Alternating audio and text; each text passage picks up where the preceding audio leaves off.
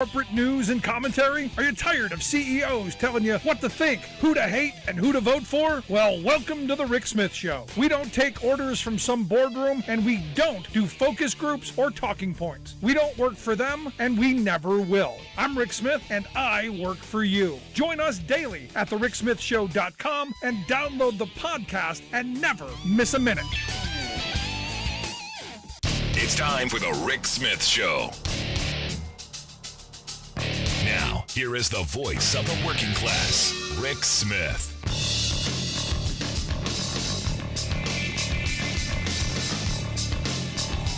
And welcome, brothers, sisters, working class heroes. This is the Rick Smith Show. Thanks so much for being here today on the big program. Lots to get to, lots to talk about. I'll tell you, the speech today by Matthew McConaughey, heart-wrenching, needed, necessary, spot on, the right guy for the message, and the message was humanity. I mean, honestly and truthfully, as Matthew McConaughey was going through and talking about the stories, the hopes, the dreams, the wants, the futures of that are not going to happen because of the lives just eliminated senselessly, needlessly. You couldn't help but feel, at least I hope anyone who watched it couldn't help but feel anger and the emotion of loss. Yesterday we talked a little bit about, this kind of cruelty sickness that we seem to have. And what's frustrating and angering to me is there's actually a debate going on right now in a very sadistic kind of way of whether we should be showing the bodies of these children murdered in public. And my mind is like, are you kidding me? Because our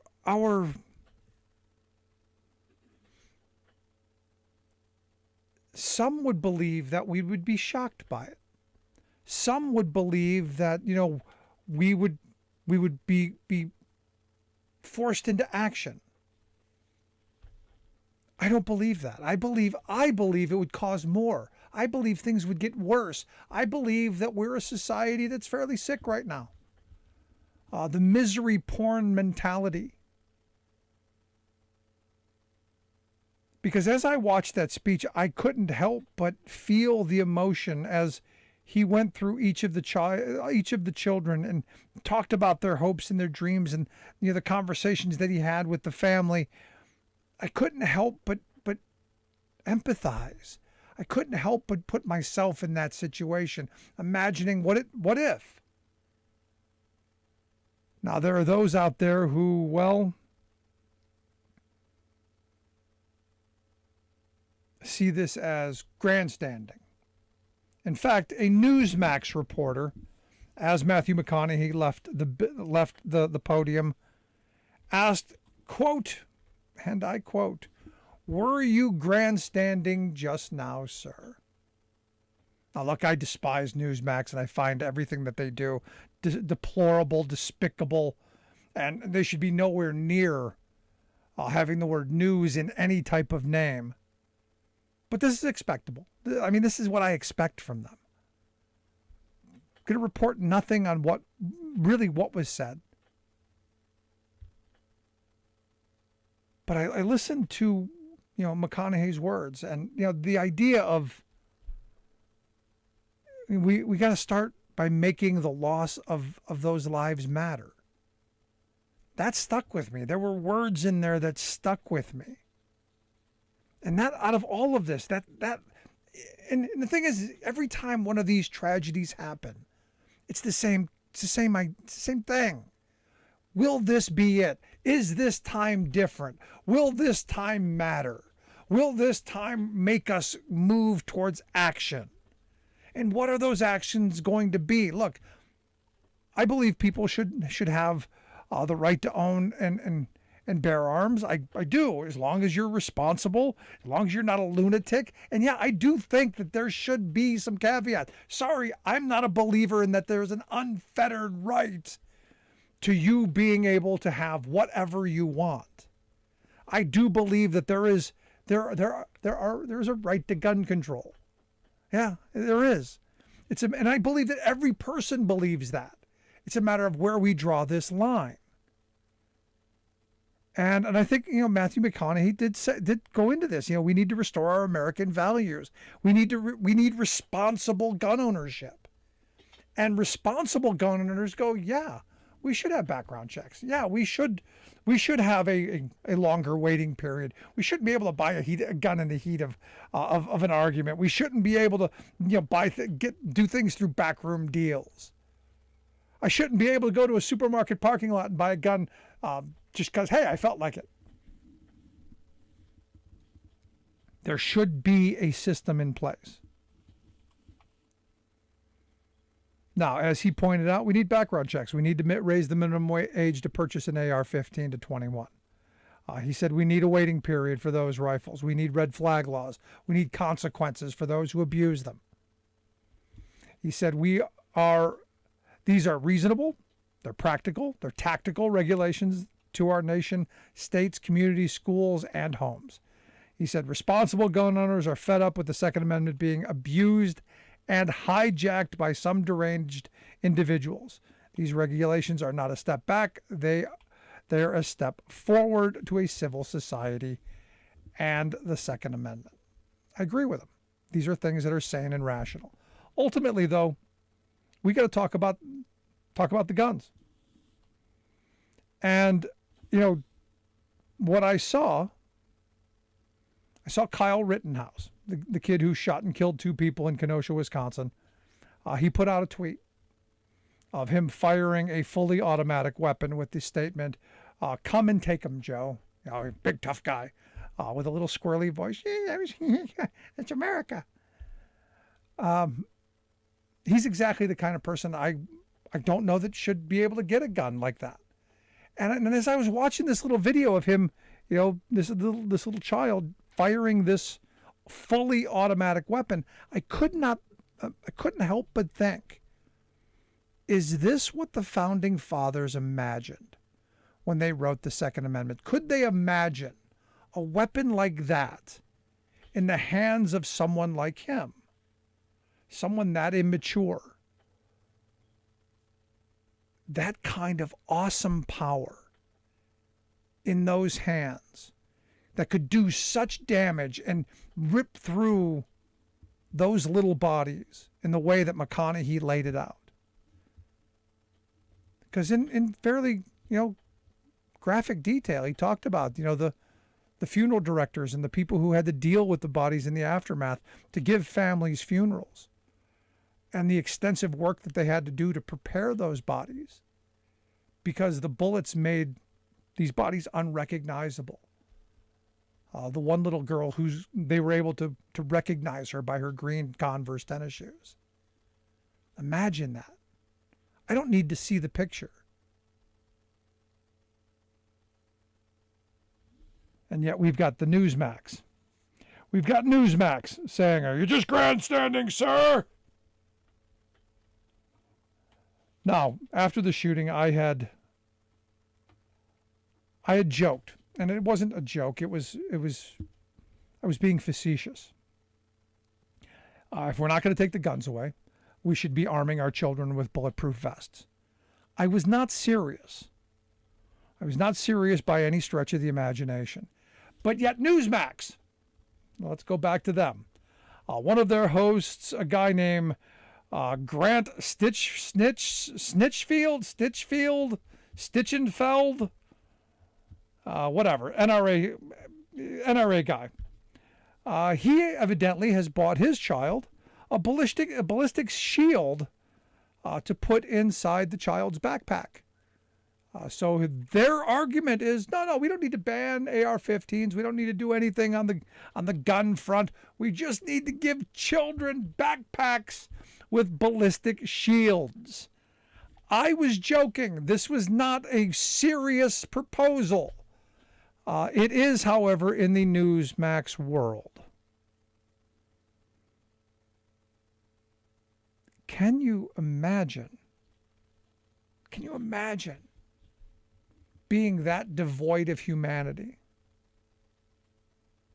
that you can sit and listen to what Matthew McConaughey said and then not only outwardly question and be dismissive, but immediately dismiss it and go, it doesn't matter. Has our humanity gone that far off the rails? Now, as a society, we're going to suffer consequences because we're going to do nothing out of this. I know there are people saying, oh, no, Rick, this time's different. There's going to be bipartisan support. Pat Toomey said they're close. Joe Manchin said, yeah, he's okay with some stuff.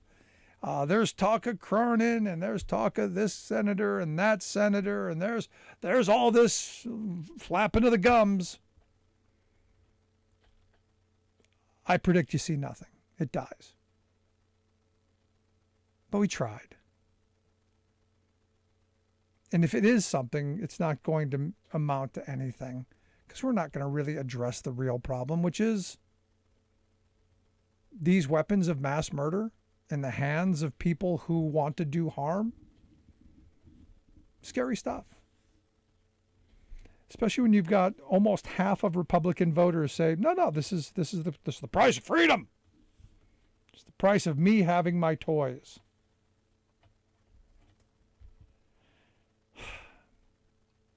Scary. I also asked that same day, I got to wonder what the percentage we're going to see in education schools, in colleges of, college enrollment and graduating classes, the number of people going into education programs, what drop we're going to see. Someone sent me the numbers. Evidently, where I live in Pennsylvania, the numbers of people graduating from schools that train our educators, those numbers have dropped by 53%. That means we're putting out 53% less educators than we did a year ago. Nationwide, that number has dropped by 25%. I expect that to go up even higher. Who wants to become a teacher when this is how we respond? Love to hear your thoughts. Do you expect anything on the gun front? Do you expect any movement by our elected leaders, especially given the fact that a lot of them, they take pictures with their fetish item? Christmas cards with the AR-15, Christmas cards with the M60 or whatever it is that Thomas Massey had his arms wrapped around. I'm curious your thoughts. 1-866-416-RICK. 1-866-416-7425. This is The Rick Smith Show, where working people come to talk.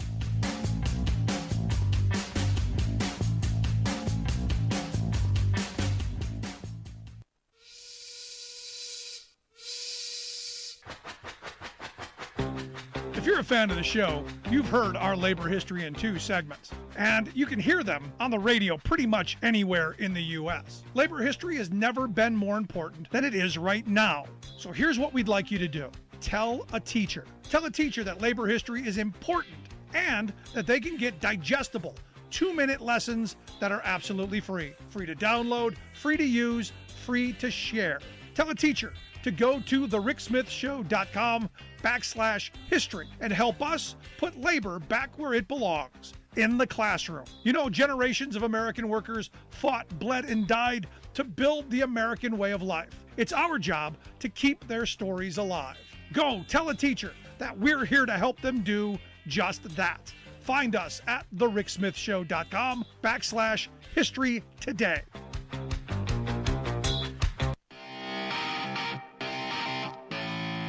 Welcome back to The Rick Smith Show. Now, here is Rick Smith.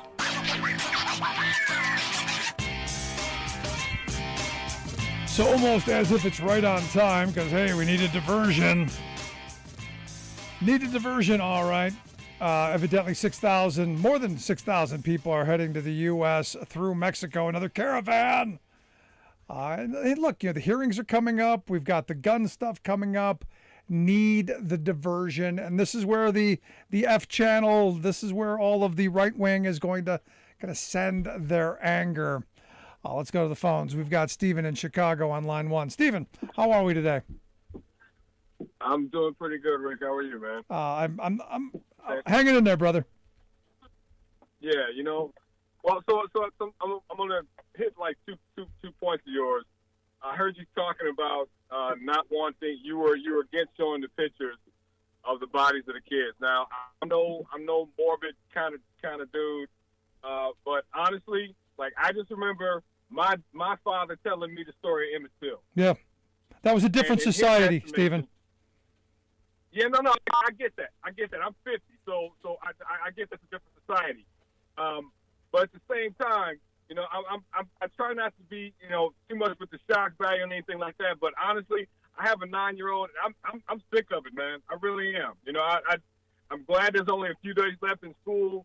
We'll deal with it as it comes. But I mean, something, there has to be something that's gonna shock these people. The powers that be into doing something, because again, I hate to be cynical too. I don't think that anything's going to be done. I thought after the kindergartners and after the country show in Vegas and after this one, and it's the same story. Same story, different day. Same story, different day. And your other point? Well, I mean that was it. Okay. Just I don't think that I agree with you that Congress is not going to move on this at all. Yeah, no. On the other part, look, I understand. Going back to the Emmett Till situation. No, I argue we were a much different society then. I think today the idea of misery porn, since we now have the internet, I think it would actually encourage people, these kind of folks who want this kind of infamous namesake. I think this would encourage more shootings. I fear it would go the complete opposite way. That's just where my mind goes. Respect. Appreciate the call, Stephen. Thank you. Now, look, I could be wrong. But if hearing the story of the only way you could identify a little girl was by the green Converse tennis shoes with the little heart drawn on the toe, if that doesn't get between your ears and anger you enough into action, I don't know. Seeing a picture, I don't know. It's frightening to me. Let's go to Alice on line 3. Alice, how are we doing tonight? We're doing okay. I'm going to agree with you. I don't think anything's going to happen. This minority homosexuals, I'm trying to be nice, seem to have things grabbed up and tied up. And for some reason, they really don't care. And I really honestly think the only thing, maybe, and you'll notice I said maybe, and it would be a big miracle, is if instead of these shooting up schools and churches with black people in it, that they went literally to some club where these people are drinking and partying and shot them up, or went and hit the Republican convention. And then I don't even know if that would do any good. No, wow. And I also agree with you that showing these pictures, there's a lot of weird, sick people that are twisted out there. And I'm with you. I think that they would get off on seeing the pictures. Yeah, it's a door I don't know that I want to be responsible for opening. And I'll tell you, I don't say the names of the shooters. I've made that. I've never done it. I won't do it. And I would never show the pictures. That's just my view on it. I am agreeing with you 100%. But you have a good evening. Thanks. Appreciate it, Alice. Look, yeah, that's one of those things just I don't know how in this moment nothing can get done again. My fear, and walk with me on this, my fear is they do the easy stuff. We'll do some more, we'll tighten up a couple of loopholes. We'll do the background checks in more areas, because there's still, most states have background checks. We'll do a little bit more. We'll tighten up, a couple of the gun show loopholes. We'll do something on ghost guns, so it looks like on the face that, hey, look, we did something. And I went back and I looked at the last time that there was almost a possibility of getting something done, and that was 2013, back when the Toomey and Manchin were coming together to talk about, hey, maybe we could do something on guns. And one of the things that they were absolutely no way was ever going to happen was any kind of registry to find out, who was registering guns. And there was none of that. That was explicitly in their law. But they had some weak background checks. They had some weak language. They couldn't even pass that. Now, fast forward all these years forward, all the shootings, all of the how many has it been? 119 school shootings since, something along that lines. All the lives lost. Maybe something passes. I'm just not. I'm hopeful, always hopeful, but not gonna lay a dollar down on it. And this is one of these moments that I argue this has become a situation where the moneyed interest building this right-wing megaphone, the F channel, the Newsmaxes, all of the right-wing OANs, the real whatever, all of these right-wing media giants, all of the well-funded, billionaire-funded right-wing garbage machines. This is where they've polluted our ability to think. Look, I'm not I get it all the time. I've gotten hundreds of emails from people. You just want to take our guns. No, I want people to be responsible gun owners. If you feel the need to have a gun in your home, you should have one in your home. I'm not fond of the idea of people walking around everywhere you go having to worry about. Perfect example. This was a while ago. The family was out for breakfast on a Sunday morning. We were at a diner with my wife, kids, my father-in-law when he was alive. And a guy was getting up out of his seat and he dropped his gun, fell out of his waistband. And thought nothing of it, like it happens all the time. I not thrilled about it because that could have gone off. Not likely, but could have. Those kind of accidents could happen. So the reason I don't want them in schools, why I don't want every teacher to, we're going to give them 2 hours, a whopping 2 hours of training, Rick. They're going to get, double, quadruple. We're going to get 2 more hours than any other gun owner on the planet in the country has. It's those kind of things where you go, are we creating situations that we're making problems worse? Because one of my main ideas is, when you're trying to solve a problem, is your solution worse than the actual problem? I would argue arming teachers, worse, making problem worse. I would argue having every Tom, Dick, Harry, Jane, little Susie and Johnny having guns makes problem worse. What common sense solutions can we come to make the problems better? I would argue not every person, not every Stan, Cartman, or Kyle needs an AR-15 with 100 rounds. Start there. So if someone does decide, hey, I want to go on a killing spree, a butter knife is going to be a lot less deadly than the AR-15 with the large capacity magazine. Seems like a common sense place to start. Maybe there. Maybe our lawmakers will do it. Maybe they won't. But this idea that I'm going to have to send my kids to school with body armor, I was being facetious. Yet the folks at Newsmax, the NRA shills over there, no, it's what I do for my kids. You should too. Without saying, hey, these little kids, had you put that shield in there and they put it up to their chest and got hit by an AR-15 round, do you think they'd have survived it? Yeah, never mind.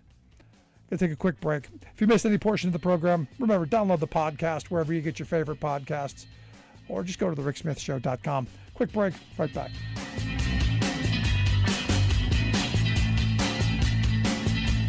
I'm Rick Smith, and this is Labor History in 2.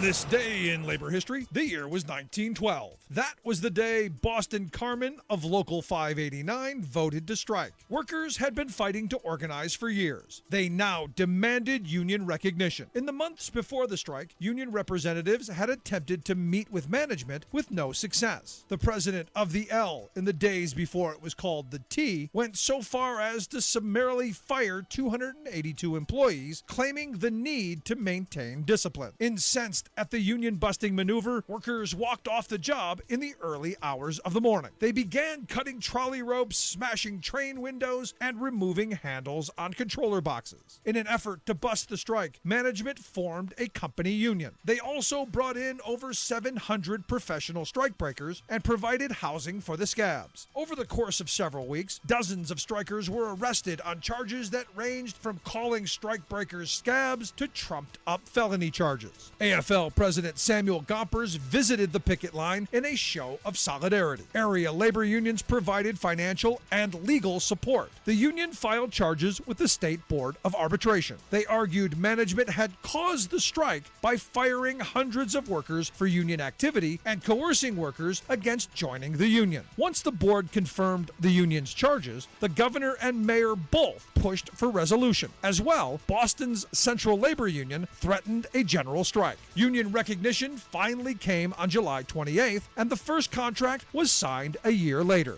Since that time, Local 589 has weathered more than a century of anti-union storms as it continues to fight for better wages, hours, and conditions. Labor History in 2 brought to you by the Illinois Labor History Society and The Rick Smith Show. For more information, go to laborhistoryin2.com. Rick Smith here, host of The Rick Smith Show. You know, Father's Day is just around the corner. And if your dad is as hard to find a gift for as my wife and kids claim that I am, here's a little gift-giving wisdom from our friends at Omaha Steaks. Dads want steaks. It's true. We do. Every holiday in my house, it's the same thing. Dad, what do you want for this holiday? And, I always give the same thing. Give me a hug and spend a little time with me. I don't need ties or cologne or any of that stuff. And now, thanks to Omaha Steaks, they ask, Dad, what do you want? Steaks. Give me the Dads Want Steaks package. Just go to omahasteaks.com, type Rick Smith in the search bar, and order the Dads Want Steaks package. And for just $99, this limited time package includes 16 mouth-watering entrees that I love, and I guarantee he'll love too. The smoky, tender, bacon-wrapped filet mignons, the gourmet jumbo franks, their air-chilled, boneless chicken breast, and of course my favorite, the thick, delicious, boneless pork chops. And to finish it off, the sweet finish of it all, the delicious caramel apple tartlets. And as a special gift for my listeners, when you type Rick Smith in the search bar and order the Dads Want Steaks package, you'll also get 8 free Omaha Steaks burgers. These are awesome. You throw them on the grill, cook them to perfection. These burgers are full of bold, beefy flavor, made from 100% Omaha steaks, and now they're bigger than ever, a whopping 6 ounces. So this Father's Day, don't wait. Send Dad more than just a gift. Send him an experience he'll love and can share with you. In fact, don't just order one. Get 2 Dads Want Steaks packages. One for him and one he can share with you. Just go to omahasteaks.com and type Rick Smith in the search bar and get the Dads Want Steaks package. You won't regret it. I guarantee it.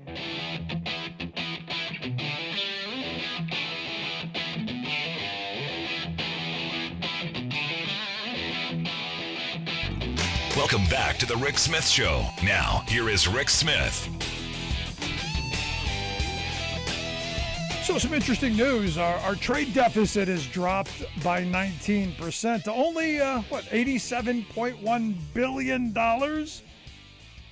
Yeah, that's just a little chunk of change. Imagine, if you will, for a second, if we didn't have to import all of those things, if we actually, manufactured that stuff, if we actually created those jobs here at home.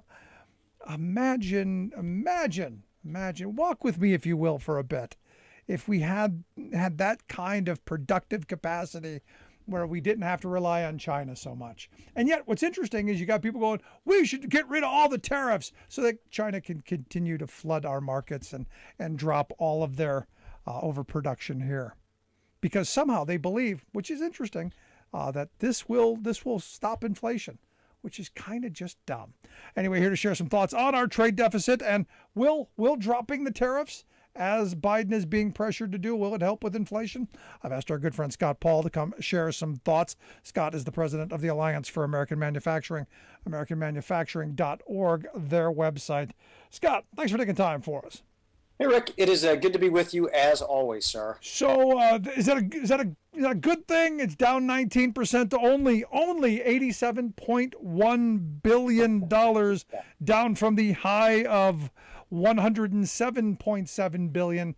But hey, I guess that down is a good thing, right? Yeah. Well, look, a lower trade deficit is almost always a good sign. Okay. But then we have to widen the lens a little bit and see what's been going on. It's been very volatile, and part of the reason why it's been volatile, the trade deficit that is, generally rising but volatile, is because we've had all these supply chain disruptions, and this data was certainly impacted by some of the lockdowns in China that started a while back. This trade data looks back a little bit. And so you're going to continue to see it go up and down. The challenge, and I think this is the important thing, is it is a data point. What does it mean? And let's explore that for a second. First of all, net exports, which are our exports minus our imports, are a component of GDP or economic growth.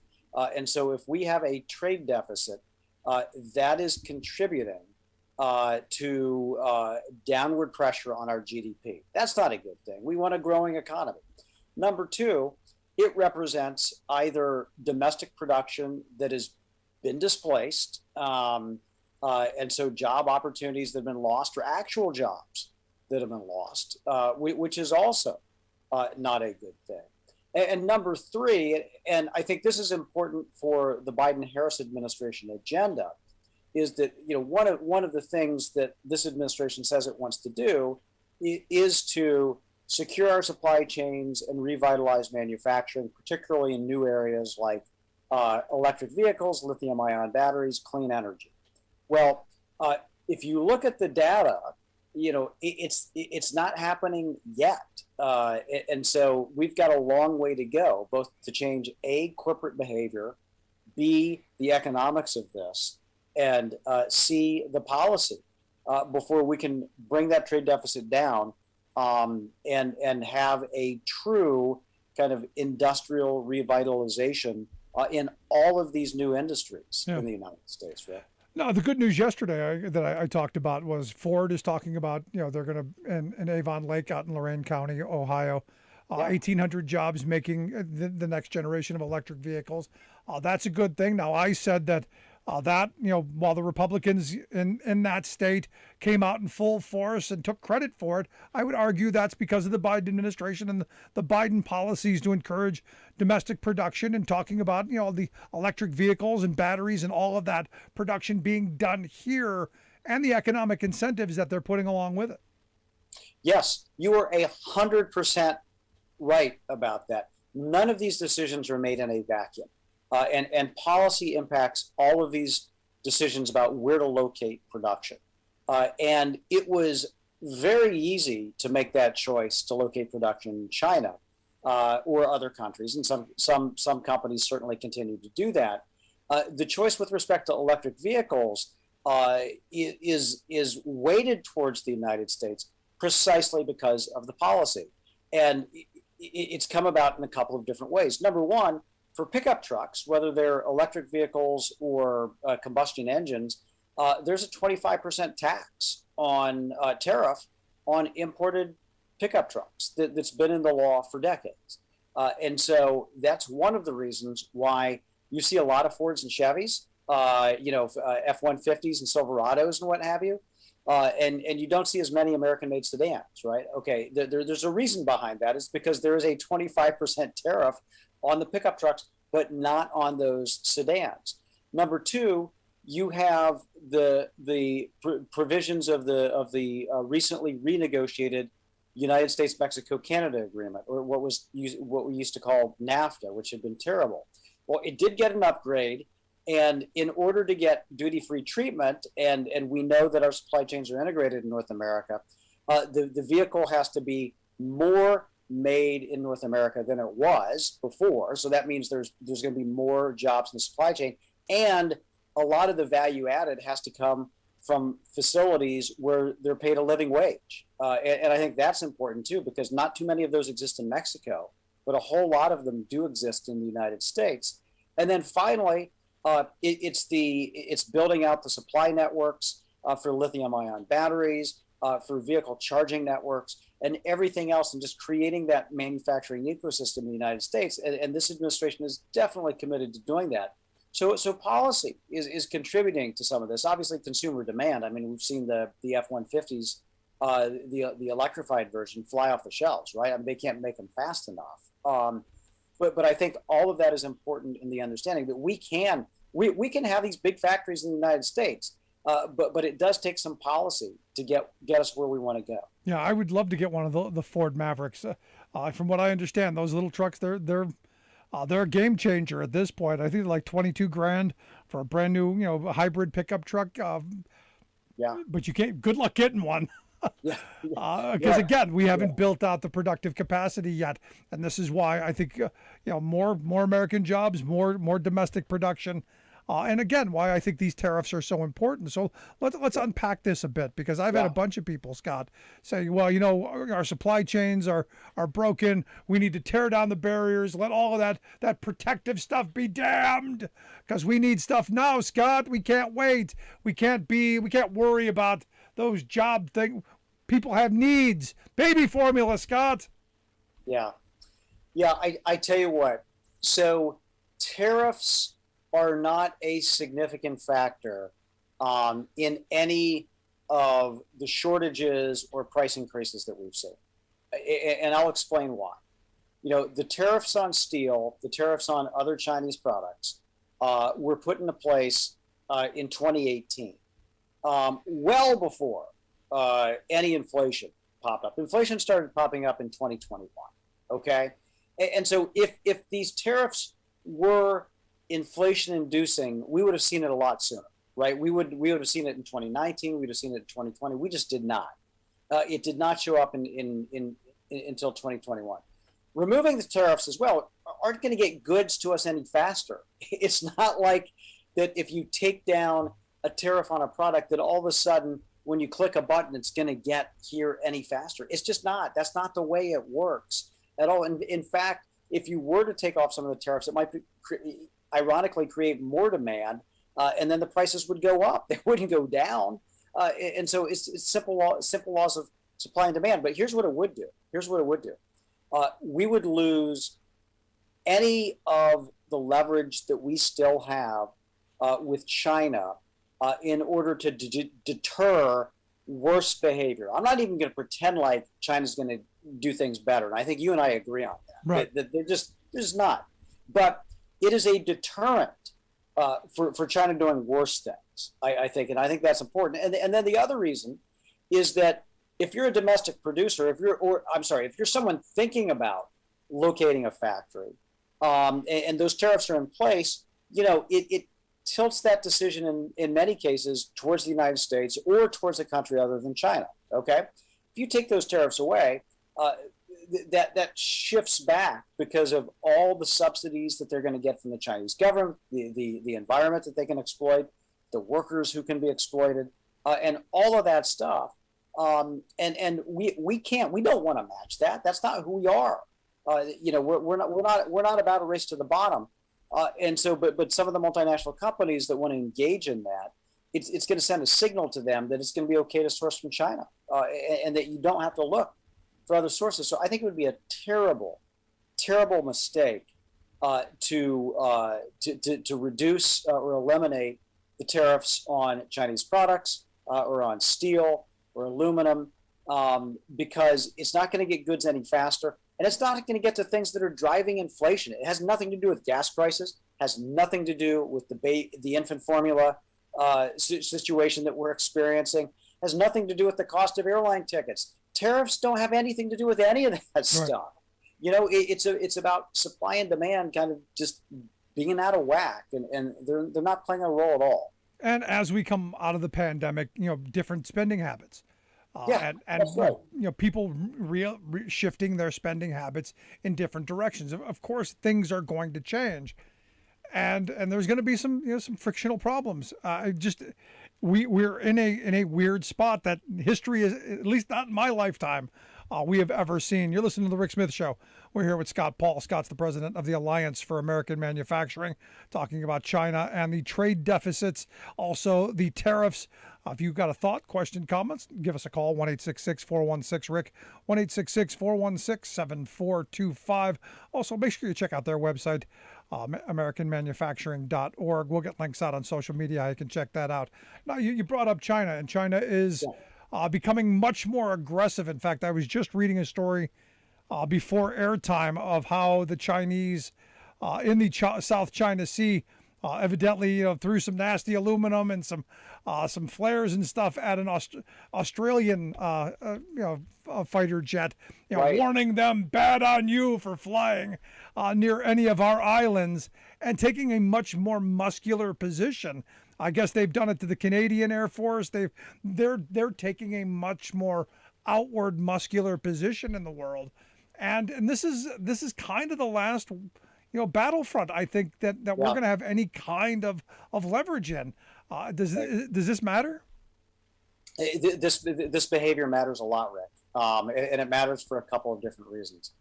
To the point that Secretary of State Anthony Blinken made just within the last week and a half. China's the only country with the power and the desire to change the world order, and to shape in its own image right now. And believe me, it does. I mean, that's why it's trying to project this. It wants to get the United States out of Asia. It wants that area as its sphere of influence. And it wants all those countries to both fear it and to be subservient to it. And ultimately, it wants to reclaim Taiwan. And that's going to pose some issues. And the way in which it affects us, obviously, first of all, from a value perspective, if you value the ability to change your government, if you value the ability to have dissent, the Chinese path forward is not the way to go. Number one.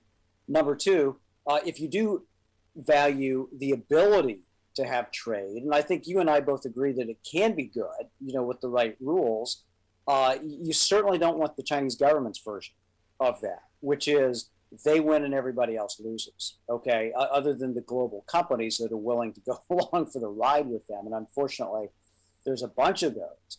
And very specifically, and I'm glad that you mentioned the kind of military brush-ups. I mean, it was also just revealed that China's been secretly building a naval base in Cambodia, of all places. And that the Cambodian government has also tried to hide this while, maintaining a relatively good relationship with the United States as well.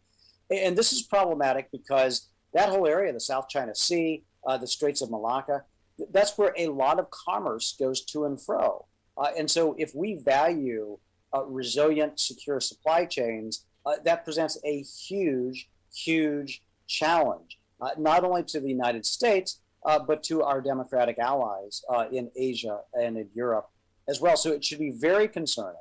And our policies need to be modulated so that we are pushing back when we need to, engaging with China when there are areas of collaboration, as limited as those may be, and enlisting allies in this effort as well. And that has to be a priority as we move ahead here. Yeah, the reason I bring it up is because, while we're internally divided, we're fighting over, you name the issue, abortion, guns, Sure. taxes, you name it, elections. Well, we're literally ripping ourselves apart internally. The Chinese are literally taking over the world right out from underneath us. And as you said, changing the world order. And I just read a story yesterday where evidently the Chinese head there is they're going to outlaw grumbling. No more grumbling, Scott. Yeah. Yeah, it's. I mean, there's lots of very dystopian features of all of this, like social credit scores for people. But let's remember where this started. We just passed the 33rd anniversary of Tiananmen Square, and where there for a brief moment there was a massive number of Chinese citizens, particularly young people, who were deeply engaged in trying to make sure there was that opportunity for civic engagement, and they were brutalized. I mean, they were killed, they were imprisoned, and dissent just got worse, and it's gotten worse in Hong Kong, obviously, it's been completely shut down there, and we know what's been happening with the Uyghur minority, who are facing oppression for no other reason than being a Muslim minority in a country that the Han Chinese want to shape again in their own image, from a cultural perspective and from an ideological perspective too, and that is hugely problematic, and it's very problematic because we have all these big companies that are brand names, Rick, that you see all over the place, who are essentially complicit in all of this, because they make a massive amount of money using China as a manufacturing platform and selling stuff back here. And when it comes to criticizing the U.S. government, they're not afraid to do that, and they shouldn't be, right? I mean, they should have that ability, but they don't want to touch, Xi Jinping or the Chinese Communist Party. They're unwilling to do that. And we don't care either, because we want our cheap stuff. We want cheap toys, Scott. Yeah. Right. Yeah. Lots of people, and we know this, will say, well, I don't like the Chinese Communist Party. I don't like Made in China. But yeah, I mean, the pocketbook speaks, and there are exceptions to that. But it is as long as folks are driven by the low price and nothing else, change is going to come slowly. It will come, but it's going to come very slowly. There you go. Scott, I appreciate the time, the thoughts, all great stuff. You bet, Rick. Thanks so much for having me on. Appreciate it. As always, good stuff. Our good friend Scott Paul, he's the president of the Alliance for American Manufacturing. Make sure you check out the work that they do over at the Alliance, AmericanManufacturing.org, their website. We'll get links out on social media. Quick break, right back after this. Stick around. You're listening to The Rick Smith Show. We're working people. Come to talk.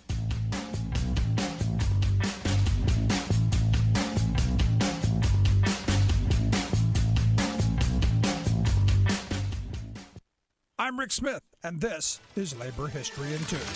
On this day in labor history, the year was 1929. That was the day that Police Chief Orville Adderholt was shot and killed at a camp of striking textile workers in Gastonia, North Carolina.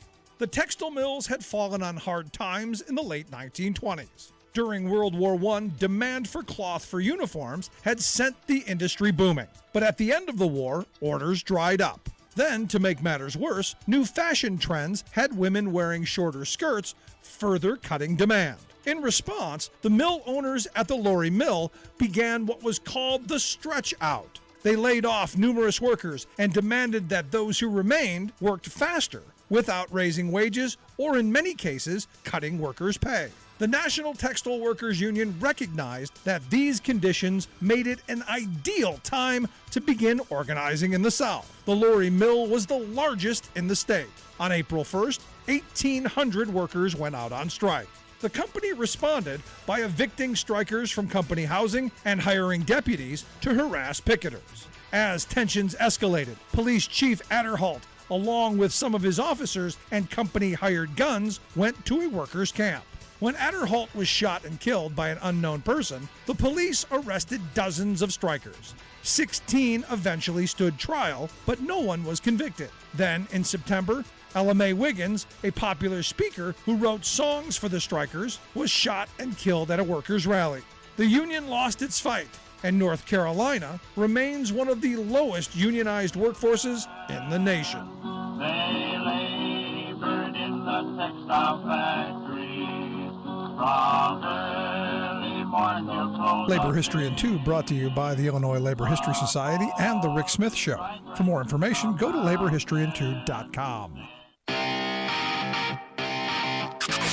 You're listening to The Rick Smith Show, where working people come to talk.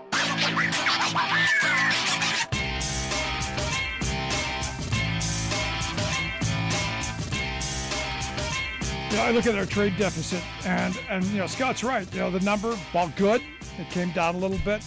Going to go back up because we haven't structurally fixed any of our trade problems. And the tariff situation is, something I gave Trump credit for. Identified the problem. We have a massive imbalance in trade, but didn't do anything really substantial to change that. In fact, it just kept going up. And the pandemic just highlighted our dependency on foreign-made goods. And at some point, you got to go, hey, we've got to make sure that we are making our own things, domestic production, domestic consumption. We wouldn't have the supply chain. You go back to my grandparents' generation. They wouldn't have had these supply chain issues because they made stuff right here. We were the producer of the world. There was that old saying, charity begins at home. Well, manufacturing begins at home. We should be making our own stuff because CEOs, they know where their money's coming from. In fact, The Guardian had really an interesting bit today that showed that the gap between the workers' pay and the CEO pay has jumped to a whopping 670 to 1. 670 to 1. That means one CEO is worth 670 workers. That one guy sitting up in the very top office looking down on 670 people doing the work, somehow they see that value is there. They said that of the top 300 companies that this report looked at, CEOs made on average $10.6 million, whereas the median wage that workers earned was just under 24 grand. I mean, stop and think about that for a minute. I mean, it's just outrageous when you stop and think about it. Now, the shareholders for Amazon, they agreed on a $212 million pay deal for their CEO, Andy Jassy. That would be 6,474 times the company's median pay. That means one guy got paid what the entire facility at the JFK 8 in New York got paid. The entire salary of every person that worked at the Amazon place that you voted to unionize, because I think they had about 6,500 workers there. That is mind-blowing.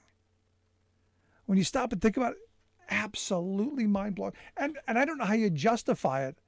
I don't know how you can even begin to go, yeah, there's value in that. Our CEO is that important. They make those important. In fact, the CEO is such an important part of the company that, it doesn't matter what those 6,500 workers do other than work to pay his salary. And I would argue, and this is the reason I argue, that all of those Amazon employees should be unionizing. That one building, that one facility, those workers took half the pay so that they could pay his salary. Let that sink in for a minute. But 670 to 1. Now that's, you go back to the night to my grandparents' era. It was in the 20 to 1 range. Why? Because you had union density in the 35% range. That meant 35% of all the workers were in unions. And those were private sector unions. Now down to about 6%. Let that sink in for a bit. And then start to think about, what company do you work for? What does your CEO make? And how much are you sacrificing to pay their salary? And the executives. Something seriously wrong with the system that continues to pay these outrageous salaries to a handful while the working class of this country is struggling, especially in times of a high inflation. We should have union contracts in every workplace that says, you know what, your wages aren't going to get eroded by inflation. That's what my grandparents' generation did.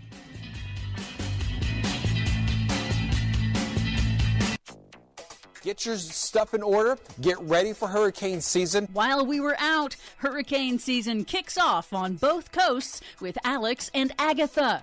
Atmospheric CO2 now at highest level in human history, plus the president is going to invoke the Defense Production Act to manufacture more of these solar parts panels in the U.S. Biden makes big moves on solar tariffs and clean energy. All of those big moves and more straight ahead from BradBlog.com. I'm Brad Friedman. And I'm Desi Doyen. Stand by for 6 minutes of independent green news, politics, analysis, and snarky comment. They want to know when you're eating. They want to know if you're eating a cheeseburger, which is very bad because Bill Gates wants you to eat his fake meat that grows in a Peachtree dish. Yes, he does. In a Peachtree dish. Once again, this is your Marjorie Taylor Green News Report. Okay, Desi Doyen, just before we left, you warned everyone that hurricane season began on June 1, and now, sure enough, June is here. Boom, here come all the hurricanes. Indeed. In the Pacific, Hurricane Agatha hit southern Mexico, setting a new record as the earliest Category 2 hurricane to hit the Pacific coast since record-keeping began in the 1940s. On the East Coast, Tropical Storm Alex, the first named storm of the Atlantic hurricane season, hit Florida and Bermuda over the weekend, dumping a month's worth of rain in just 36 hours on Miami, causing widespread flooding that triggered sewer overflows and no swimming advisories. And just to be clear, both of these were the A-named storms, and both of them made landfall. Indeed. Not a good sign. It is forecast to be a busy hurricane season, and new research concludes that man-made global warming has contributed to a decisive increase in Atlantic hurricane activity over the last 40 years, doubling the risk of extreme seasons like we saw in 2020. While we were out, Russia halted natural gas shipments to the Netherlands for refusing Russia's new demand to pay in rubles to fund its invasion of Ukraine. The European Union agreed to phase out imports of Russian oil by the end of the year, but pipeline deliveries are exempt. That's a concession to Hungarian Prime Minister Viktor Orban, a close ally of Russian President Vladimir Putin, but EU countries like Germany and Poland said they'll end those pipeline imports anyway. Good. Carbon dioxide has hit the highest levels in all of human history. Not as good. Thanks to humanity's burning of fossil fuels and further pushing the planet into conditions not experienced in millions of years. CO2 levels are now at 421 parts per million in the atmosphere. That's 50% higher than during the pre-industrial age, according to NOAA.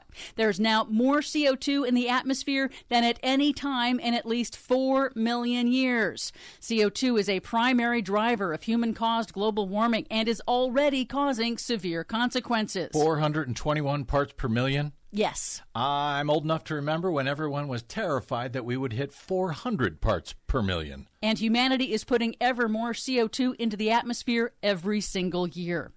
Some good news for things that breathe in Pennsylvania. The Biden EPA has moved to set more stringent limits on nitrous oxide pollution from 5 coal-fired power plants in Pennsylvania that generate toxic smog. The Biden Interior Department has approved the construction of a new 400-mile high-voltage transmission line to deliver clean, renewable energy across 3 western states, which is crucial to President Biden's goal of decarbonizing the U.S. electricity sector by 2035. That's very cool. That means we can use solar power in one place and transport that electricity hundreds and hundreds of miles away. Exactly. Nice. And finally, solar stocks rose after the Biden administration on Monday announced it will waive import tariffs on solar panels for 2 years. That move is related to a Commerce Department probe into possible trade violations by China that in turn has stalled solar projects across the U.S.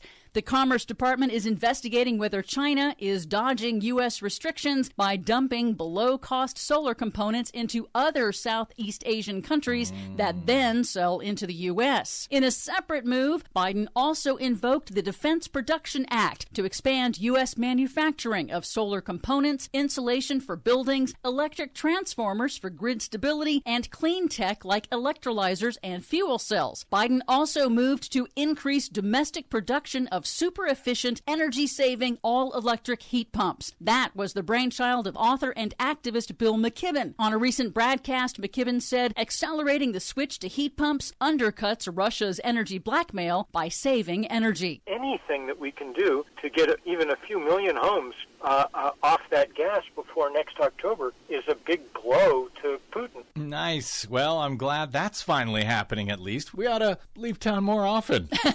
For much more on all of these stories and the ones we couldn't get to today, check out our website at greennews.bradblog.com. Are you tired of think tank approved corporate news and commentary? Are you tired of CEOs telling you what to think, who to hate, and who to vote for? Well, welcome to the Rick Smith Show. We don't take orders from some boardroom, and we don't do focus groups or talking points. We don't work for them, and we never will. I'm Rick Smith, and I work for you. Join us daily at thericksmithshow.com and download the podcast and never miss a minute.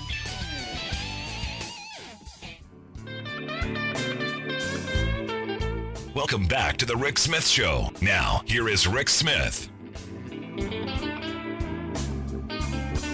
So I still have in my head the speech today by Matthew McConaughey, and look, moving, heart-wrenching, angering.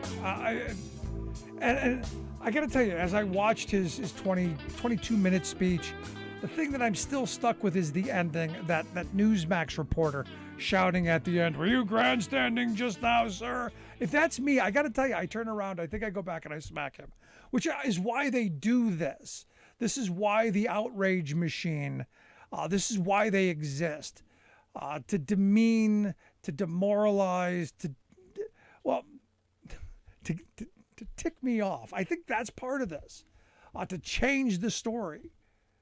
When the story should have been about the little girl in her green shoes, about the little girl who wanted to be a marine biologist, by the people who wanted to paint their house, and by the food truck, by all the stories that he went through. That's what it was about.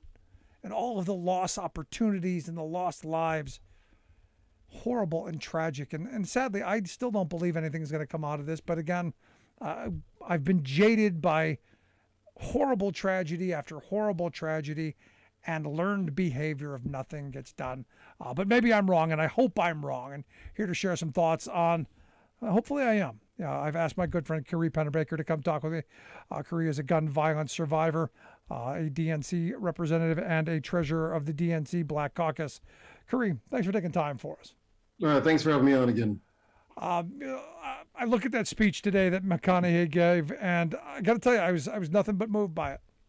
Absolutely. I mean, as I mentioned before we got on the air, I'm always glad when a celebrity, especially with someone who's got the platform and the reach that Matthew McConaughey's got, that uses their voice to raise awareness about an issue that matters personally to me, and especially when he's talking about victims of gun violence and wanting to tell their stories. I think that is commendable that he did something like that. And it's really unfortunate when that Newsmax reporter made the comment at the end, but that's more of a reflection on that person and their lack of character than it is on anything else.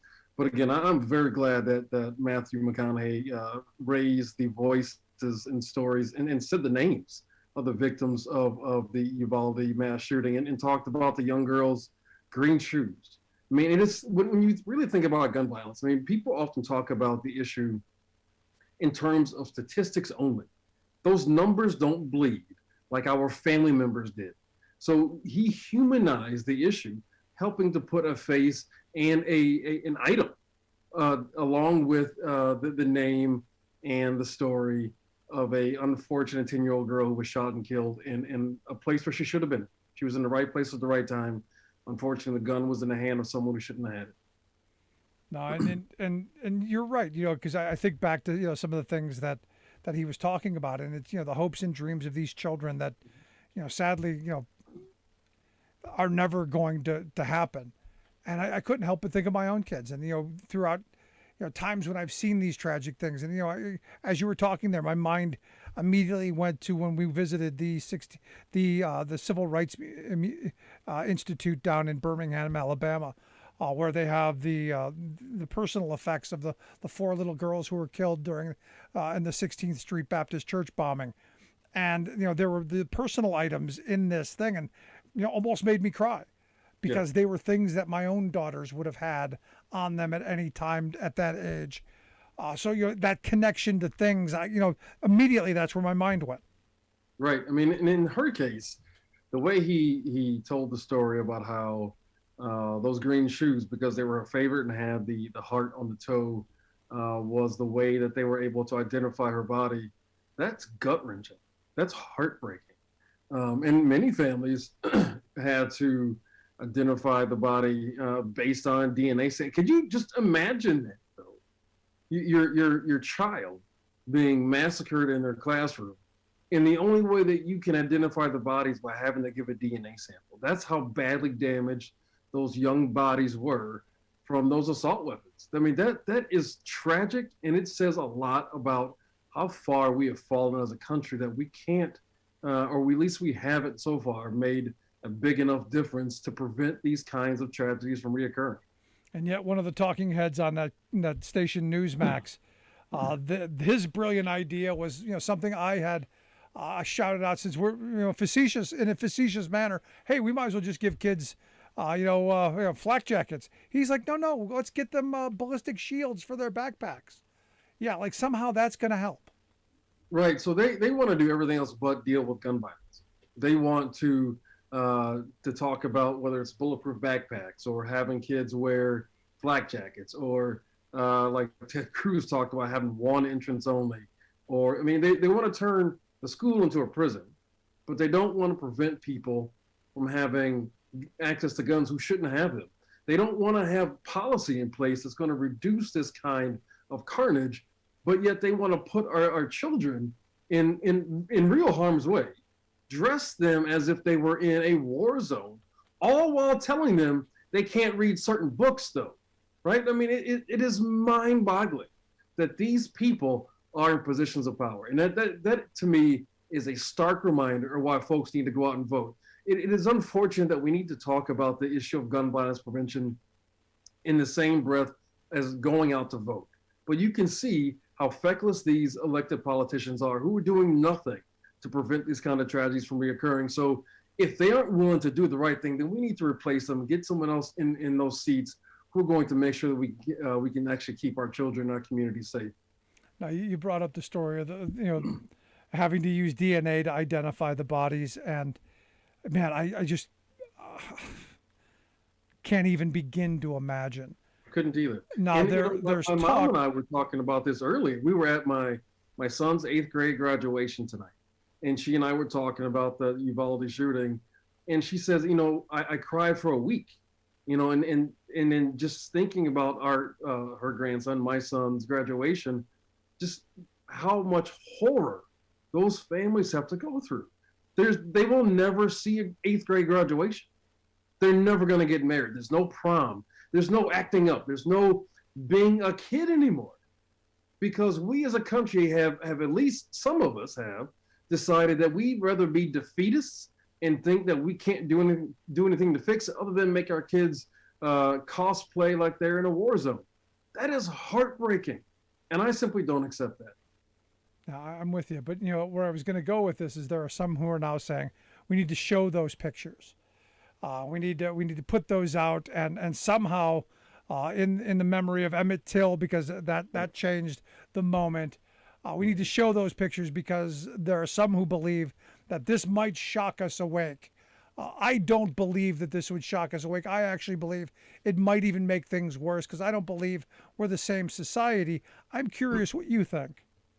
I would agree that if a family that has had a child that was shot and killed in Uvalde decides to do something like that, I would support their right to do so.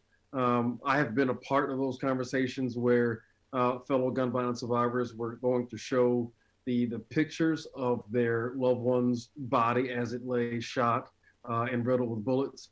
I simply wasn't able to do it with my mom. I only have a few pictures of my mom, and I didn't want like that 10th or 12th picture to be one of her exploded head. But when you think about the power of imagery, and the Emmett Till story with Mamie Till, the strength that mother had to be able to show what had been done to her son, how he was tortured, right, and shot and then thrown in the river. And you could see his bloated and mutilated body.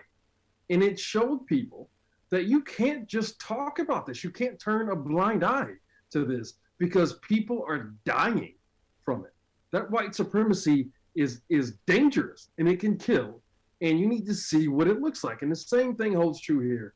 If those families have the strength and it is within the confines of their family that they're comfortable, well, no one's comfortable doing that, but that's something that they are willing to take on, then God bless them. I would definitely support them to do that. Yeah, I fear my concern is that we're not that society anymore. That would lead to, I believe we're a society that enjoys misery porn, and it could lead to even more of these kind of things. I mean, you can't dismiss that sentiment, especially with the advent of technology and Twitter and social media and things like that. But at the same time, I want to believe in the better angels of our country, that there are more good ones like you and I than there are bad ones. And a family showing what their bullet-ridden child looks like is showing them the true nature of gun violence. And I think what has happened is that we are so far removed from some of these issues that we don't understand how tragic and damaging the consequences are. And sometimes you have to remind folks, this is what gun violence looks like. You're listening to The Rick Smith Show. We're here with Carrie Pennebaker, gun violence survivor, treasurer of the DNC Black Caucus. Have you got a question, thought, comment? We want to hear it. 1-866-416-RICK, 1-866-416-7425. Now, Pat Toomey has come out and said that he believes they're close to a bipartisan deal. Joe Manchin the other day came out and said there's some things he's okay with. I'm not buying it, but I'm curious. You're the gun expert here. What do you think? It is very possible. So after Sandy Hook, Manchin and Toomey got together and put together the Manchin-Toomey bill. It unfortunately did not pass. But I think they need to keep trying. That is their job, to keep trying. Their job isn't to tweet. Their job isn't to give us thoughts and prayers. Their job is to pass legislation. That's what they're there to do. And too many times you see legislators want to give their thoughts and prayers without giving any action. Those are fake Christians to me. So I want them to get busy and put some legislation together that's going to stop this deadly epidemic of gun violence. You're not going to solve every single one, and no bill or no law is going to be foolproof. It just simply doesn't exist. We don't have that conversation with any other policy. Right. But except with gun violence, we are held to a much higher standard, and fine. I mean, if we want to have that conversation, fine. But there are some definite things, some definite policies we can put in place that is going to reduce the amount of deadly bloodshed that we have in this country on a daily basis. And this has gone on too long. And while I can understand and sympathize with those who are cynical and just simply don't think anything's going to happen, but there are more and more people every day standing up and simply saying, we've had enough. And we're not going to take this anymore. It's time for change. No, I'm one of them. But, I've seen this movie before. I've seen Lucy grab the football and yank it away at the last second. And we all say this time's different. We've said it a number of times, and this time wasn't different. So what are those changes? Because look, I keep getting people saying, well, Rick, you're not going to stop every shooting, and I don't think we're going to stop every shooting, and I don't believe that can happen at all. But I would like to, the severity of them, I think we can do something about. I think we could eliminate some of them. So to me, that's a worthy goal. No? Absolutely. I mean, when you think if you can stop some, that means you were sparing at least one family from having to plan a funeral for a child. That to me is worth it. So I think with the policies that I've seen so far, those policies, whether you're raising the age to buy an assault weapon, background checks, and a number of other things, eliminating ghost guns, red flag laws. A lot of those policies, whether you take them individually or holistically, will definitely help to save people's lives. And I definitely think it's worth it and worth the political capital that it's going to take to get it done. You know, Matthew McConaughey said something in his speech that I thought was interesting, that, you know, responsible gun owners, you know, want, you know, the Second Amendment to stop being hijacked and abused. And I thought that was an important statement to be thrown in there. Because, look, he said himself, you know, look, I grew up, you know, with guns. I grew up understanding the awesomeness of the power of this tool and have respect for it. And then it's just that, it's a tool. I'm of the mindset that I think we've lost that. I mean, we've created this fetish around this tool that I think we need to reconsider, I think. Well, fetish is one way. We've perverted the Second Amendment, right? And the best word actually is hijack. So our good buddy Joe Walsh talks about this often, about how those extremists are the ones that are making it harder for those who actually appreciate the Second Amendment. They are making this conversation become so far and so extreme to the point where, you know, you really can't do anything. And that's, so you got the NRA on one side, then you got the gun owners of America on the other side, who are even more extreme than the NRA is, trying to push all of these people into this corner to force an absolute to where anybody can have a gun anywhere, anytime, and any place. There's no way a rational and reasonable person would think that's okay. And the other part of this argument is they want to use mental health as a scapegoat every single time, while making sure it's easier for a person they think is mentally unwell to get a gun. That to me is criminal. If you think mental health is an illness, or mental health is part of this tragedy of gun violence, then you need to have checks in place to make sure those of us who are mentally unwell don't have easy access to a gun. And since you don't automatically know who those people are, that would apply to everybody. Everybody needs to go through certain checks to make sure that they are in the right mindset to have a gun. Yeah. And the fact that you have Republicans right now who don't want to do that, to me, is criminal. And they just use mental health as a scapegoat every single time, while they're also trying to defund mental health care facilities so people can get the care that they need. Here in Wisconsin, you can get a gun the same day you pass a background check. Today, I can go pass a background check today, I get the gun today. Go try to get your first mental health care appointment, though, and see how long that's going to take you. You can't have that argument and just blame mental health while trying to make sure, one, it's not that easy to get a gun if you are in the throes of a crisis, and two, why you're still making it hard to get access to mental health care. That to me is just awful. I can't believe we're still letting this happen. I'm right there with you. Curry, I appreciate the time and the thoughts. I'm hoping you're right. I'm hoping this time is different. I'm hoping that something is done. What should people do between now and nothing getting done? Well, the first thing they should do, they should call their elected officials, both at the local level, the state level, and the federal level, and demand that we have these laws that are put in place so we can have fewer and fewer moments like this, so we can make sure that more and more kids get to see their 8th grade graduation, their high school graduation, their college graduation. If we believe in how beautiful and special this country is, we need to make sure that people get a chance to actually live that dream, grow up in that dream. And that includes us participating in the process and making sure that those who are not helping keep our community safe are voted out of office, and get people in like Lucy McBath. You want to talk about seeing things get done? Her son, Jordan Davis, was shot and killed. She took that anger and that pain, turned it into action, got herself elected to Congress twice, and is helping to make sure that we have the best gun policies that we can get. So I'm begging people to simply get involved in the process, go vote, and make sure that gun violence prevention is at the top of your mind not only when you vote, but when you talk to politicians also, to make sure that they are in line as well. There you go, Curry. I appreciate the time. Thanks so much. Thanks, brother. Our good friend, Curry Pennebaker. I'd love to hear your thoughts. You can email me, rick@thericksmithshow.com, or give us a call, 1-866-416-RICK, 1-866-416-7425. If you're just joining us, missed any part of the program, make sure you grab the podcast wherever you get your favorite podcasts, or just go to thericksmithshow.com. Quick break. Right back.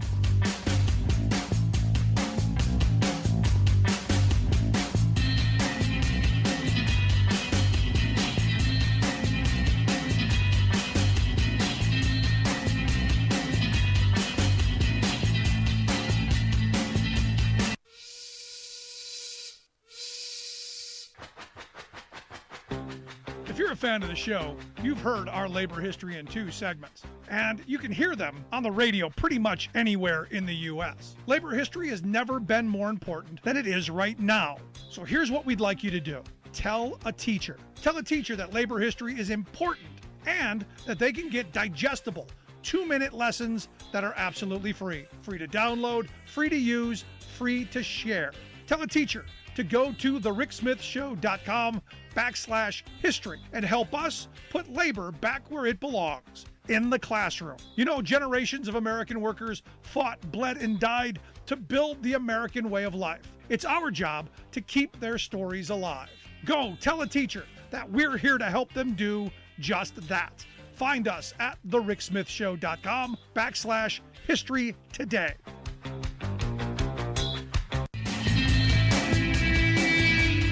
Welcome back to the Rick Smith Show. Now, here is Rick Smith. So Louisiana's become the 18th state to stop them transgender folk from playing sports.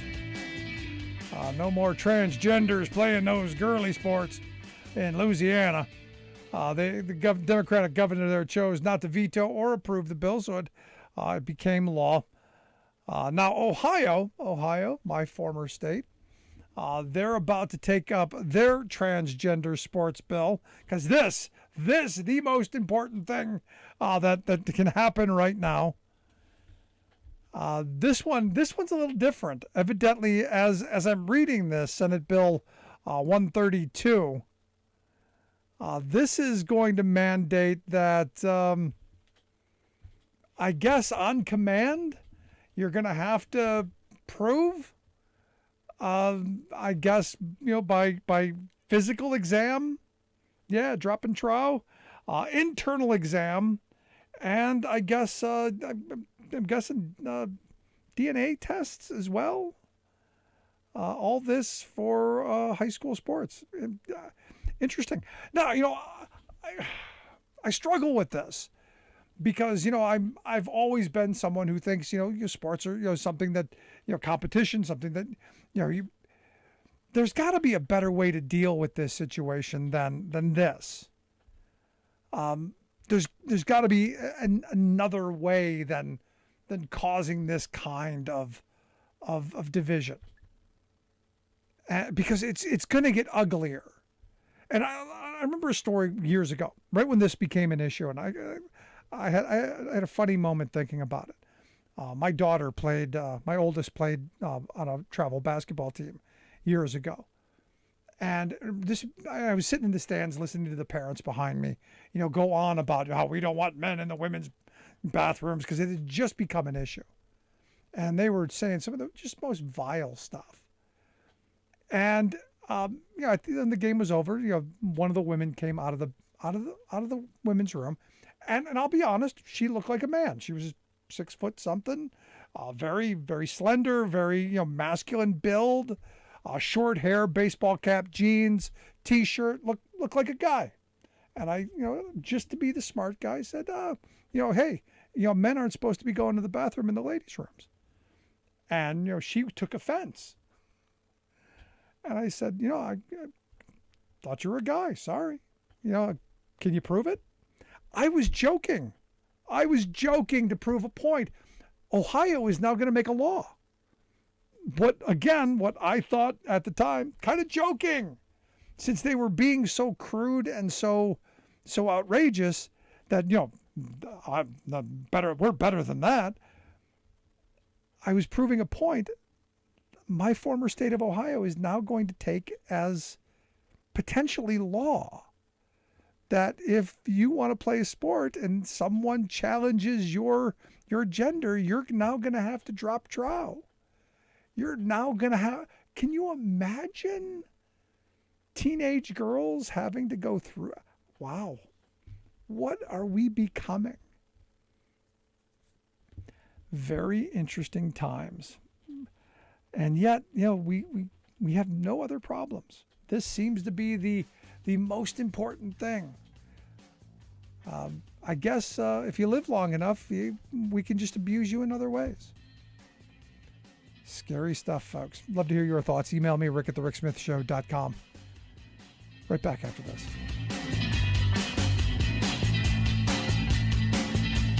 I'm Rick Smith, and this is Labor History in 2.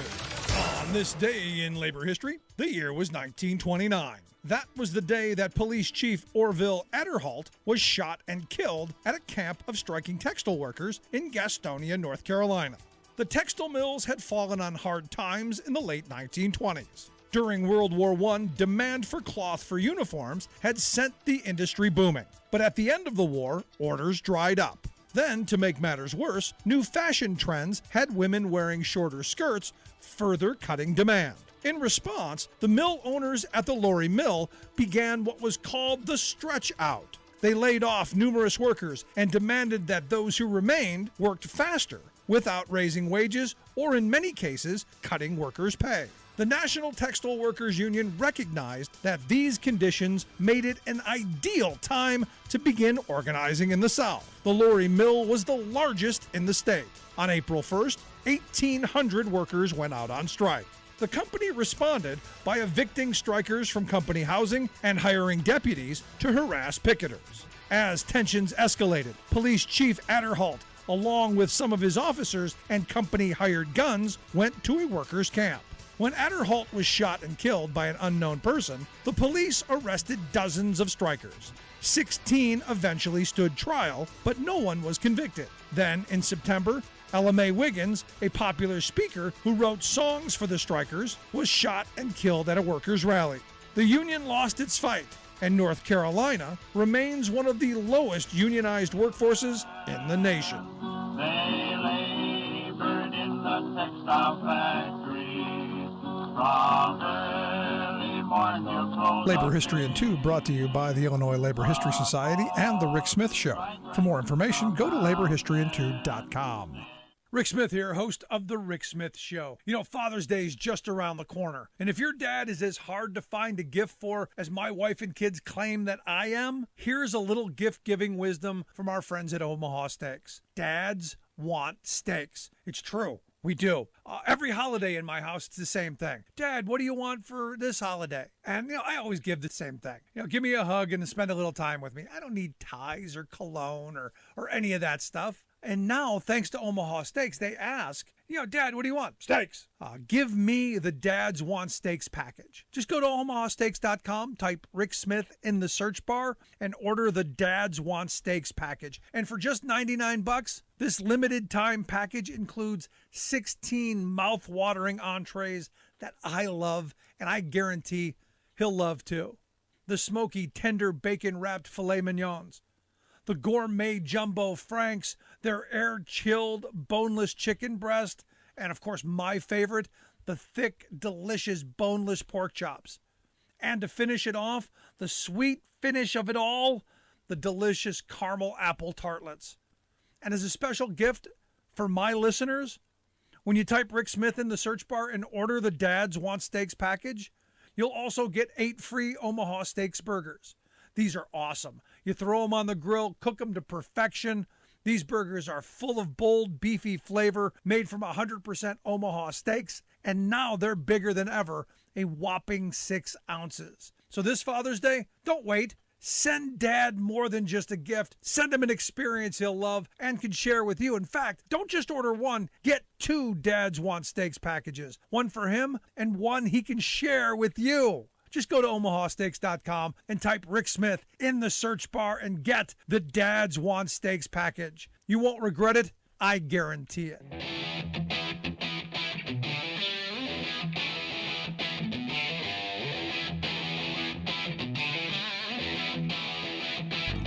Welcome back to the Rick Smith Show. Now, here is Rick Smith. So evidently my state of Pennsylvania has a little budget surplus. About $5 billion. You can thank our governor for that. You'll never hear Republicans say that. No. So when you have this kind of budget surplus, you get politicians who figure out, hey, we got to spend that, especially Republicans. And now we're hearing the rumblings of, hey, we should take that $5 billion and spend it in the best way possible. by feeding the hungry, by helping the poor, by helping the sick and the needy. No. Tax breaks for corporations. That's right. They're talking about lowering our corporate tax rate, which they say is the second highest in the nation at 9.9%. They want to take it down to 4.9% over the next couple of years. So that would be where this $5 billion budget surplus would go. Now, understand, Pennsylvania's education budget puts us somewhere around the bottom of education spending in the country. Could we not better spend that money on education? No, we possibly couldn't do that. We got to give it to rich people. Possibly a billionaire who's spending money to destroy public education might be better spent money. Well, we'll find out. That's why I've asked my next guest to come share some thoughts on Pennsylvania's billionaire. Again, this guy, he's been spending so much money privatizing, destroying public education, that I'm glad that someone is running a campaign. That's why I've asked Maura Quint to come talk with us. She's the campaign manager with the folks at Americans for Tax Fairness. You can check out their website, americansfortaxfairness.org. Maura, thanks for taking time for us. Thanks for having me on. I appreciate it. So we've got this billionaire, a guy named Jeff Yaz, who has been spending money for years here in Pennsylvania. Like in other states, they've got their billionaires. Here in Pennsylvania, it's Yaz. Privatizing, profitizing, destroying public education, kind of flying under the radar for a long time. You guys finally pointing some stuff out. I think that's a good thing. So walk me through. Who is Jeff Yaz?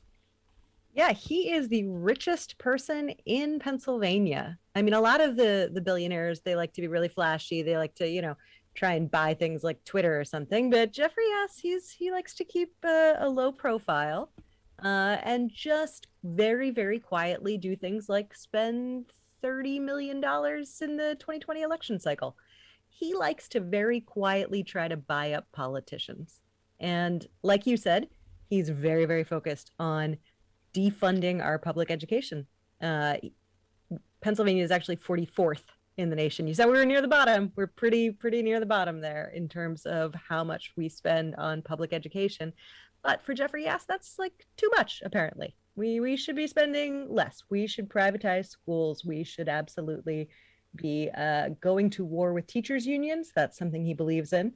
And he ultimately wants to buy up power. He's clearly someone who really wants to give money to candidates in such a way that they need to take up the call whenever he's on the phone, that they need to answer to him, not to the people they're representing. Right. And the reason I brought up the $5 billion surplus is it's this cycle. We've now become dependent on the Jeff Yaz's of the world, not just in Pennsylvania, but all across the country. Every state has got their Yaz. And $30 million is a nice little investment. And what a rich guy understands is return on investment, because when they do start divvying out this $5 billion budget surplus, he knows a good portion of that's going to come to him, a little windfall.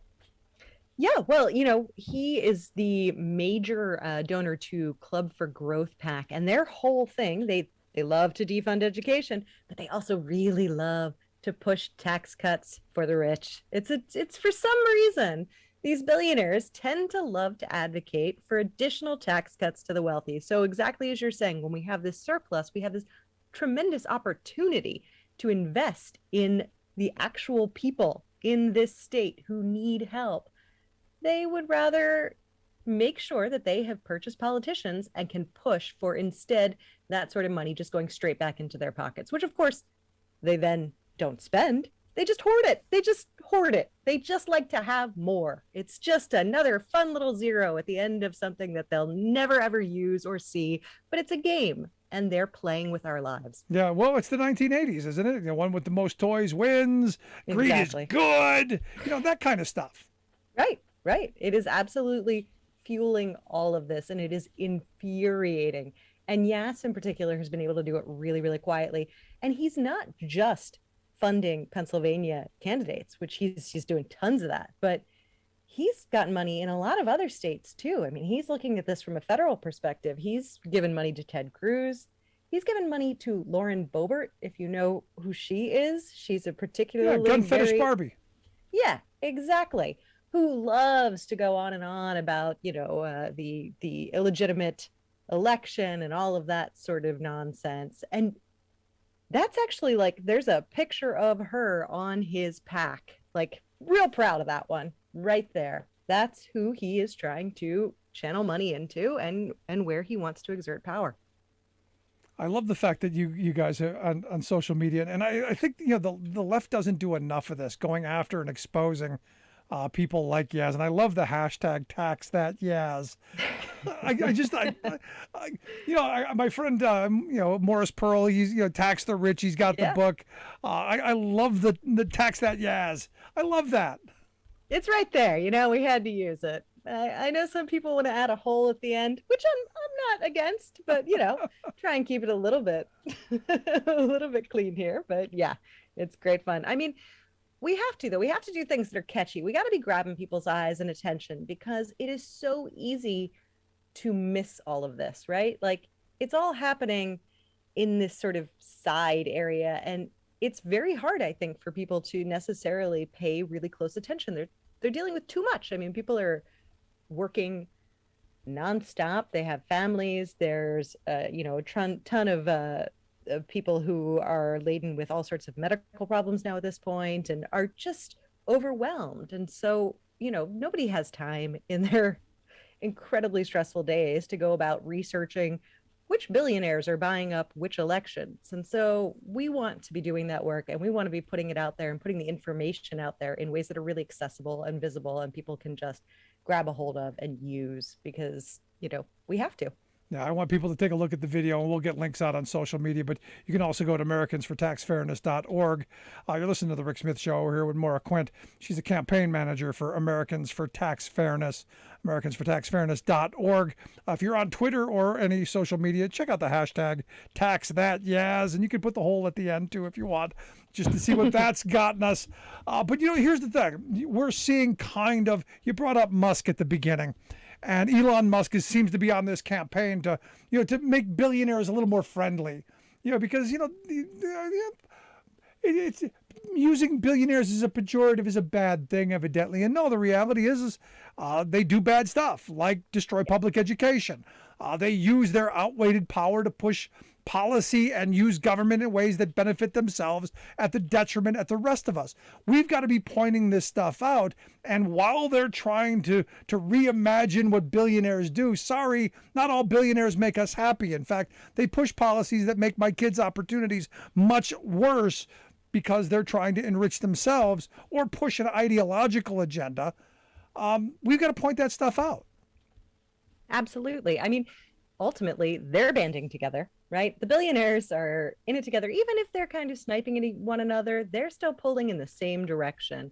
And we have to do that as well. We have to be coming together and fighting back against this, because otherwise we're just in an oligarchy. They're just able to completely buy power and run everything. And this entire idea that we have a democracy or a democratic republic just gets thrown out the window when we have a couple of billionaires who are able to buy up all of the elections. And that's one of the reasons that we at Americans for Tax Fairness in particular have been working really hard on our taxing billionaires campaigns, because it's time that billionaires started actually paying their fair share in taxes. They have completely rigged our tax code so that they don't have to pay the same rates of taxes that the rest of us do.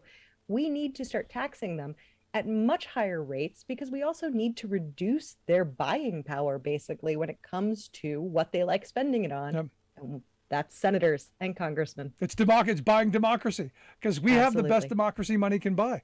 And this is where people come at me all the time. You're just jealous. I'm going, it's not jealousy, it's economics. I want a high tax rate on wealthy people for economic purposes. And you said it. It's about changing consumption habits. I want working people to have more income so that they can consume more, so that we have a better economy. In fact, The Guardian just did a story today, and I'm sure you saw this. The top 300 CEOs of U.S. companies, they have a 670 to 1 CEO to worker ratio. That means the CEO is making what 670 workers are making. The CEO of Amazon, this jazzy guy, 670 6,474 times what the average worker at Amazon makes. That is insane to me. We should be taxing them and using that money for education, for healthcare, for infrastructure, for anything other than handing it them to hand to politicians to provide for policies that enrich them even further. Warren Buffett said it perfectly. There's class warfare and my class is winning, but we shouldn't be. That's exactly right. It is absolutely out of control. And what's more, it's just snowballing at an absolutely extreme rate. It's not as though all of a sudden our billionaires in this country just started working so much harder. And that's why their money has started just multiplying in this completely crazy manner. That's not the case. What's happening is that they have created a system that allows their money to just accumulate at an absolutely out of control rate. And they are in no way spreading that. Like I said, they hoard it. So it just completely goes into these sort of voids. Whereas for me, it's like, I have to say, I always find it absolutely crazy, because if I had a tremendous amount of wealth and power, what I would want is the people around me to be happy, healthy, to be able to afford their lives in a comfortable way, to be able to afford medical care and housing and food for their children, so that they weren't really, really angry in a sort of head chopping kind of way. Like that, I think would be one of the things I would want. But also, even if I were just a pure capitalist, I would want people to be able to purchase the things that I am selling. If I make a fancy car, I want to know that there are buyers and that the buyer's market is growing, not that it is shrinking because so few people have access to the wealth to be able to purchase these things that I'm putting out there. Right. So just so I'm clear, you wouldn't want a giant penis-shaped rocket.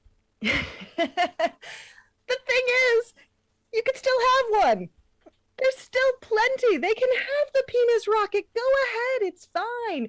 If we tax them at very high rates, the amount of capital that they have is still so vast. They can shoot themselves into whatever sun they want to. But it might be a smaller rocket. Maybe a little bit. Maybe a little bit smaller. Maybe just the thrusts, just don't go quite as high. I'm sorry I went there. That was a mistake. But no, actually it wasn't. But, the reality is I keep asking the question, when are we going to see the next Harry Truman? When are we going to see the next Teddy Roosevelt? When are we going to see the next Dwight Eisenhower? When are we going to have the good socialist Ike come back with his tax rate of, the wealthy paid a 92% tax rate back then. Now, they didn't pay that high of a tax rate. There were a bunch of loopholes, but they still paid considerably higher than we're paying now. And guess what we did? We had an education system that didn't indebt a generation or a couple of generations in a lifetime of student loan debt. We had community health care. We had roads and bridges and infrastructure that was the envy of the world. We weren't massively in debt as a nation. We paid our bills and we paid for our wars, but we didn't have a billionaire class the size we have now. So when we had that really high top marginal tax rate, that was still a federal income tax rate. And it still assumed that the people who were making this huge amount of money were making it, were getting some sort of paycheck, right? Like they were getting money in that they could take federal taxes out of. We're now at a place where we have these billionaires who don't get paychecks. That's not how they're making their money at all. They are making their money through capital gains and through these other routes. And then, hey, that's all on paper, except then they take a very real loan at a tremendously low rate from a bank. And that on paper money becomes money that they can use to buy whatever shaped penis rocket they want. It's all right there available to them. And so we need to change the way our tax code works so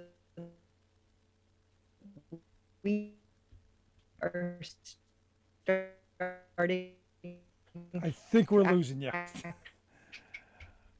We most certainly do need to change how our tax code works. We lost you there for a minute somehow. I think it was Musk's Starlink that got in the way that kind of just screwed that all up.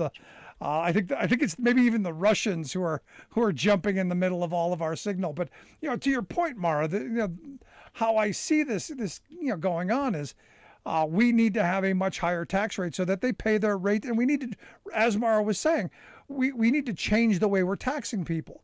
As in the past, people had a paycheck. Now it's all of these gimmicks, as we've talked about before. I also argue that we need to start banning some of the corporate stuff that goes on. And we'll get Mara Quint back on at some point in the future. You gotta love technology. Where we're gonna have to start talking about how do we ban these corporations from these massive stock buybacks that do nothing for our economy, that do nothing to help spur growth. Because remember, we're giving these huge tax breaks, like Pennsylvania wants to do with their $5 billion surplus. They're going to use it for stock buybacks, which is kind of admission of we have no better productive use for this money other than to squander it on giving it back to ourselves. Now remember, we use these tax cuts. We give this money out to say, hey, we're going to give you this money to use productively to create jobs, to make better lives, because you're the smart people. And they're admitting, hey, we've got nothing, man. We've got work to do, folks. But by all means, check out AmericansForTaxFairness.org. And we will get Mara Quint back here very soon. She's the campaign manager there. Quick break, right back. Stick around. You're listening to The Rick Smith Show. Remember, check out the podcast.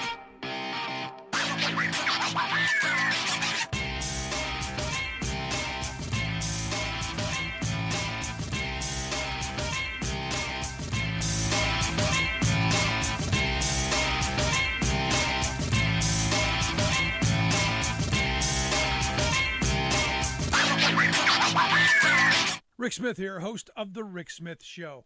Father's Day is just around the corner. And if your dad is as hard to find a gift for as my wife and kids claim that I am, here's a little gift-giving wisdom from our friends at Omaha Steaks. Dads want steaks. It's true. We do. Every holiday in my house, it's the same thing. Dad, what do you want for this holiday? And, I always give the same thing. Give me a hug and spend a little time with me. I don't need ties or cologne or any of that stuff. And now, thanks to Omaha Steaks, they ask, Dad, what do you want? Steaks. Give me the Dads Want Steaks package. Just go to omahasteaks.com, type Rick Smith in the search bar, and order the Dads Want Steaks package. And for just $99, this limited time package includes 16 mouth-watering entrees that I love, and I guarantee he'll love too. The smoky, tender, bacon-wrapped filet mignons, the gourmet jumbo franks, their air-chilled, boneless chicken breast, and of course my favorite, the thick, delicious, boneless pork chops. And to finish it off, the sweet finish of it all, the delicious caramel apple tartlets.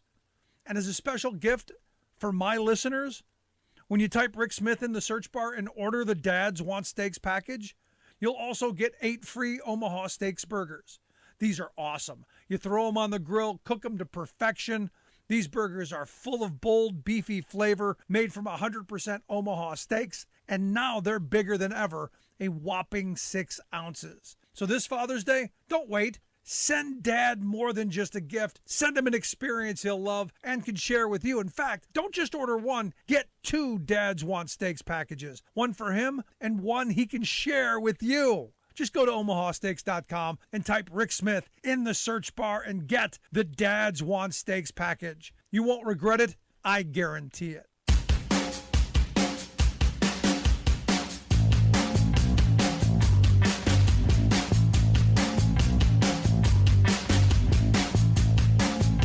Welcome back to The Rick Smith Show. Check out the website, thericksmithshow.com. So this week, the January 6th committee is going to hold their first prime time hearing.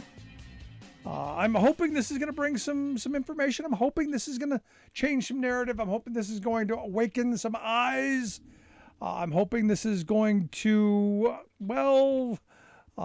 get the Justice Department moving on indicting some former president and, some of the cabinet and some of the people sitting in Congress and some other folks. Now, the one thing that I think it's going to do, and I'm not fond of it, but I think the more I look at and the more I think back to January 6th, I think Mike Pence is going to come out looking like kind of a hero in this, out of these hearings. I'm not going to go with hero. He's going to come out of this looking good, and he's going to come out of this, running for president. This is going to be a launch point for him. And I go back to remember, all of the run up to January 6th, all of the rallies that they had one in Allentown, Pennsylvania, where I knew a bunch of people who went. In fact, a former company I worked for sent their trucks out to have as a backdrop, and because they gave them, Trump and company gave them $700 million. The least you can do is send a couple of trucks for a backdrop. He was saying, he was laying out the plan to the crowd. If we could just get the vote to the House of Representatives, we can win. Because he was kind of preparing people for, if the delegations have to vote, they could win, because there were more Republican delegations than there were Democratic ones.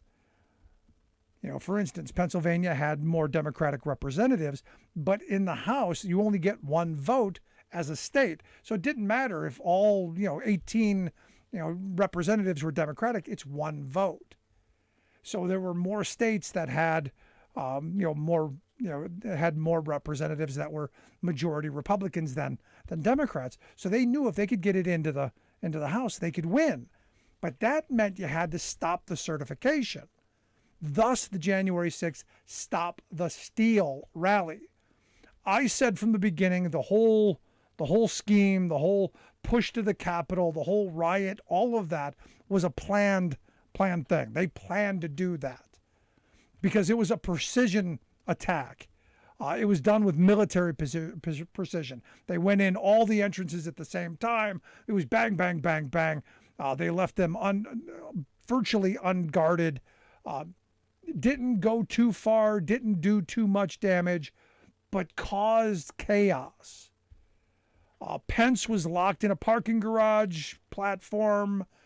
They kept trying to push him into a garage. His security key didn't work. There were a lot of interesting, weird coincidences that at the time you go, what's going on here? You had Chuck Grassley at the time, saying, who was the Senate President pro tempore, who would have been the person who oversaw the hearing had Pence not shown up to preside over the certification of the Electoral College votes, saying that we don't expect him to be there. There was a lot. And this has got to be stuff that's got to get fleshed out. They've got to make a presentation of why Pence was being led away. And to Pence's credit, he didn't get in the car. And this is one of those things that, I've had numerous conversations with friends over. You go, why did he stay out of the car? Why didn't he get into the car and get whisked away? Because for me to be, trapped in this area, the Secret Service, hey, they got to get him out of there. Why wouldn't he get in the car? And the only logical sense is he had to know that once he got in the car, he had no idea where they were going to take him. He could have ended up somewhere in Alaska in a dark hole somewhere until everything was over. Because, hey, we're just trying to keep him safe. So I think part of this is we're going to hopefully see what happened on that day. And that's going to be part of this. And the other part of it is I think Trump is going to lose control over his party. Because interestingly enough, over the weekend, the Western Conservative Summit straw poll, one of the first big tests for a Republican for presidential hopefuls, Trump did not win. DeSantis down in Florida did. And I find him just as scary, if not worse. But Trump's death grip may not be as tight as people think. Going to be an interesting couple of weeks. Pay attention.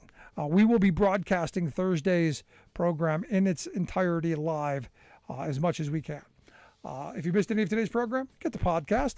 Again, thanks so much for being here. We'll see you back here next time.